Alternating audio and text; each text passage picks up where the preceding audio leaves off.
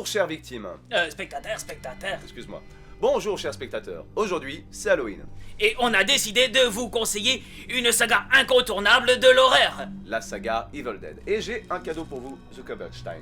Oh, merci. Ah, il est bien emballé. Eh oui. Ah, mais je suis désolé, je n'ai rien pensé à vous offrir. Ah, Je suis désolé, Jacula. c'est pas grave, c'est pas grave, c'est pas grave. Ah, bon. Evil Dead.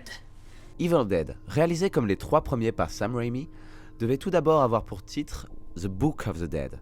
Mais le distributeur, Irving Shapiro, qui acheta les droits du film, ne trouvant pas ce titre accrocheur, décida de le renommer tel qu'on le connaît aujourd'hui. En France, le film sortit le 24 août 1983, durant le festival de Cannes. En même temps que Creepshow, des répliques géantes des créatures des 2 films furent placées sur des chars qui parcoururent la ville, accompagnés d'un bus de faux touristes délirants, dont 3 mangeurs de verre qui étaient chargés de s'occuper de la vaisselle des hôtels et restaurants de la Croisette, ainsi que de terroriser les festivaliers. Le film démarre sur ce plan représentatif de la saga.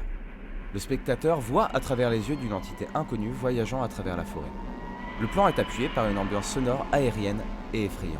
5 amis, dont Ash, interprété par Bruce Campbell, appelé à devenir le pilier de la saga, seront donc piégés après la chute d'un pont, dans une forêt des plus angoissantes avec pour seul abri une cabane abritant le livre des morts. Après avoir appelé les esprits avec ce dernier, les 5 amis se retrouvent tourmentés par le monde des morts, un viol perpétré par la forêt elle-même, des possessions des morts et des vivants que l'on ne pourra tuer qu'en les démembrant et surtout, ces scènes où la cabane elle-même devient vivante. Ash restera le seul survivant des 5 amis et son sort ne nous sera pas révélé à la fin du film. Mais le cliffhanger laisse penser à une fin terrible.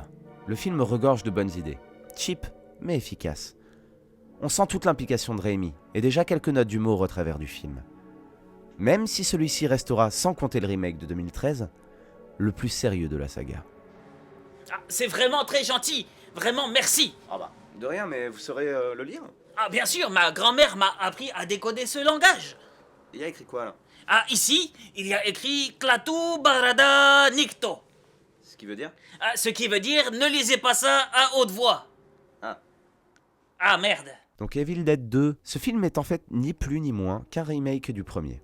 Plus ambitieux, plus gore, mais surtout plus drôle que son prédécesseur. Cette fois-ci, Ash et sa copine sont les seuls à aller dans la cabane dans les bois, qui appartiendrait à un archéologue ayant trouvé le livre des morts. Après avoir écouté l'enregistrement de ce dernier récitant la formule pour délivrer les démons, son aimé se transformera en créature de la nuit, et Ash sera projeté par une force surnaturelle à travers les bois. Sa transformation en créature sera arrêtée par le lever du soleil. Le personnage d'Ash prend alors l'importance qu'on lui connaît aujourd'hui. Un être humain ayant connu l'empreinte du mal et qui désirera le faire disparaître de la surface de la Terre. La fille de l'archéologue ayant trouvé des pages du livre des morts va rejoindre la cabane dans les bois, accompagnée de compagnons de voyage. Ash, après s'être servi de sa fameuse tronçonneuse pour tuer sa petite amie possédée, sera pris pour un fou meurtrier puis jeté à la cave, lorsque les parents apparaissent, eux aussi possédés. Ash prendra en main la suite des opérations. Il en perdra une dans cette fameuse séquence où sa propre main voudra sa mort. Il semble devenir fou, mais ceci n'est encore qu'un stratagème des forces du mal. Les pages du bouquin contenaient en fait une formule pour donner forme à l'esprit en question et une seconde pour l'envoyer à travers une faille spatio-temporelle. Mais les choses tournent mal lorsque la faille s'ouvre et que Ash est entraîné avec la créature à travers, l'emmenant dans un monde médiéval peu accueillant. C'est avec ce film que la saga prend une réelle ampleur et que l'on peut vraiment parler de saga. Avec un personnage récurrent qui aux États-Unis notamment deviendra aussi connu que les personnages des slashers comme Freddy, Jason ou Pinhead. Avec sa propre mythologie, inspirée en partie de Lovecraft, Sam Raimi assoit sa réputation et prépare un nouveau coup à asséner au public.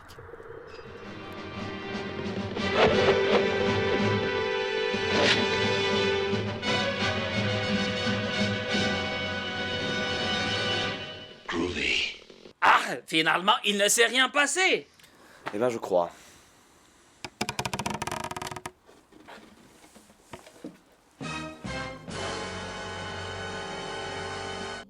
Sorti en 1992, le 3e épisode de la saga Evil Dead est un cas particulier. Le film est d'emblée distancé du reste de la saga en proposant une histoire épique sur un territoire étendu avec de grandes batailles qui s'écartent de la formule établie de la cabane dans les bois sous l'assaut des démons. Le film est la seule suite directe de la saga et l'on retrouve Ash, perdu dans l'espace-temps qui arrive en 1300 à la cour d'un roi d'une contrée en guerre. Traité en criminel puis en héros et bien décidé à rentrer chez lui, Ash va devoir retrouver le livre des morts pour y parvenir. Mais une erreur de méthode va déchaîner les démons et réveiller une armée des ténèbres. Klaatu! Barada! Le film continue le changement stylistique opéré dans Evil Dead 2, avec un film d'aventure horreur à la violence plus cartoonesque et un humour très second degré. Ash nous amène dans une quête qui se révèle être une véritable lettre d'amour de Sam Raimi pour le cinéma pulp et de SF, ainsi que pour les effets spéciaux de génies comme O'Brien ou Harryhausen. Entre les films d'Errol Flynn et Jason et les Argonautes. Les effets spéciaux couvrent des styles très variés, ce qui peut être déstabilisant si vous n'êtes pas très sensible à ce genre de détails. C'est d'ailleurs ce changement de style qui divise les fans de la saga, entre les partisans qui apprécient l'humour et les références cinématographiques, et ceux, plus critiques, qui déplorent un éloignement des racines plus purement horrifiques du premier film.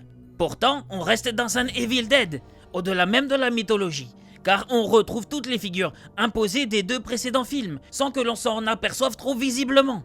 Un beau renouvellement qui finit de faire de Ash un anti-héros badass et iconique.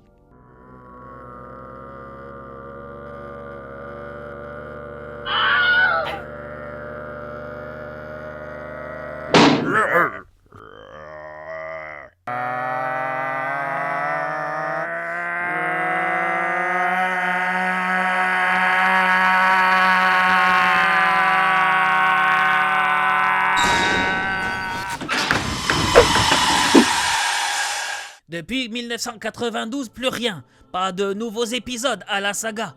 Et pourtant, la trilogie n'est pas oubliée. Et au contraire, gagne graduellement des fans au fil des années, principalement avec l'arrivée d'Internet et l'explosion de la culture geek, qui pose Sam Raimi sur un piédestal et érige Bruce Campbell en icône.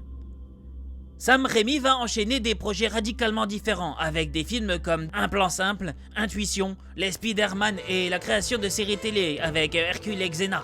Quant à Bruce Campbell, il traîne sa cool attitude dans des séries B généralement honorables et dans les conventions de comics. C'est dans ces conventions que la même question leur est posée, avec insistance. Alors, c'est pour quand le prochain Evil Dead ? Surtout que les intéressés sont plutôt partants, et les producteurs aussi. Mais entre les calendriers de chacun, les difficultés à monter les budgets ou le fait de trouver un bon scénario qui plaise à tout le monde, le temps passe, sans nouvel opus en préparation. Pourtant, on n'est pas passé loin du retour de Ash sur grand écran, où il aurait pu se battre contre Freddy et Jason. Et Evil Dead a pu voir sa mythologie continuer en passant du celluloïd du cinéma à la cellulose des pages de comics, ainsi qu'en jeux vidéo. Ainsi, une nouvelle rumeur du retour de la saga enfle après le troisième Spider-Man et le retour de Sam Raimi à l'horreur avec Drag Me to Hell. Raimi et Campbell ne souhaitant pas s'imposer sans raison valable, ce sera un remake qui doit rebooter la saga et qui sort en 2013. Pour la réa, Sam Raimi cède la place à Fede Alvarez, dont c'est le premier film, dans un épisode fait pour secouer les attentes et réinventer la saga. Sans Bruce Campbell cette fois malheureusement, mais il garde les mains dans la production du nouveau film. Evil Dead de 2013 reprend donc l'histoire au commencement et va raconter aux nouvelles générations l'histoire du livre des morts et des armées de démons. On suit principalement une bande de jeunes venus dans une cabane dans les bois, isolés de tout, pour aider leur amie, Mia, à quitter pour de bon ses habitudes de junkie. Le film tente de faire du neuf avec du vieux, et c'est malheureusement le problème, car si les nouveaux spectateurs ne pourront qu'apprécier un film compétent, gore et plutôt bien interprété, malgré des moments qui font rire involontairement, les fans de la saga risquent de voir trop de clins d'œil et de situations prévisibles pour pouvoir apprécier une histoire qui essaye malgré tout de proposer quelque chose de différent avec de bonnes idées comme le changement de personnage principal. Le problème n'est pas d'être un remake, car tous les Evil Dead sont plus ou moins des remakes, où l'on retrouve sans arrêt les mêmes éléments. Le problème est de ne pas avoir la patte de Sam Raimi à la réalisation, qui explorait de nouvelles idées de mise en scène à chaque fois. Fede Alvarez livre finalement un bon film, compétent mais sans éclair de génie particulier.